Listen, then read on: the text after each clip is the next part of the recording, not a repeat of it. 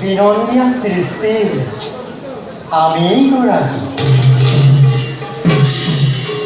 আমাৰ লীলাক্ষেত্ৰ সমস্ত জগত, আমাৰ ধৰ্ম, আমাৰ কৰ্তব্য দুষ্ট দমন আৰু সন্ত পালন। আমাৰ উদ্দেশ্য জগতত শান্তি ধৰ্ম প্ৰতিষ্ঠা কৰা। এই উদ্দেশ্যৰ বাবে কুৰুক্ষেত্ৰ যুদ্ধ আমাৰেই চৰণ। কুৰুক্ষেত্ৰ যুদ্ধ এয়া কেৱল কৌৰৱ পাণ্ডৱৰ যুদ্ধ নহয়, এয়া ধৰ্ম যুদ্ধ। এই ধৰ্ম যুদ্ধত অত্যাচাৰী আত্ম অভিমানী দুৰ্যোধন সৈতে কৌৰৱকুলক পাণ্ডৱৰ দ্বাৰাই নিপাত কৰাই ধৰ্মাত্মা যুধিষ্ঠিৰক হস্তিনাৰ ৰাজসিংহাসনত প্ৰতিষ্ঠা কৰাব লাগিব। আমাৰ উদ্দেশ্য সিদ্ধিৰ পথত, কাৰণ কুৰুক্ষেত্ৰ ৰণৰো চমু চাপি আহিছে।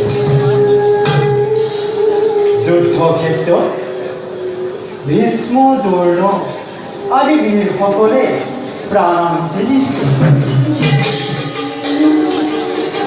বাকী আছে দুৰ্যোধন, দুঃশাসন,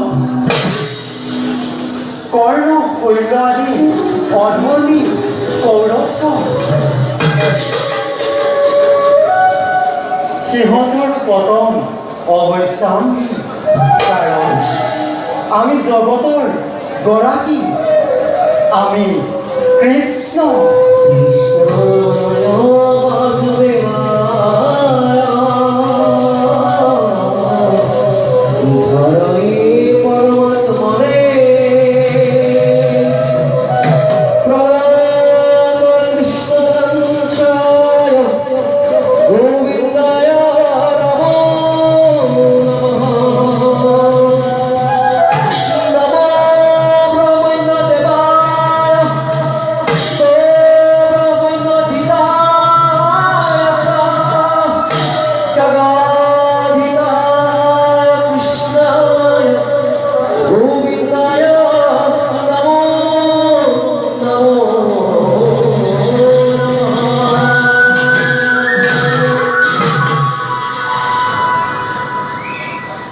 যাওঁ, শান্তি ধৰ্ম প্ৰতিষ্ঠাৰ কৰ্তব্য অগ্ৰসৰ হওঁ।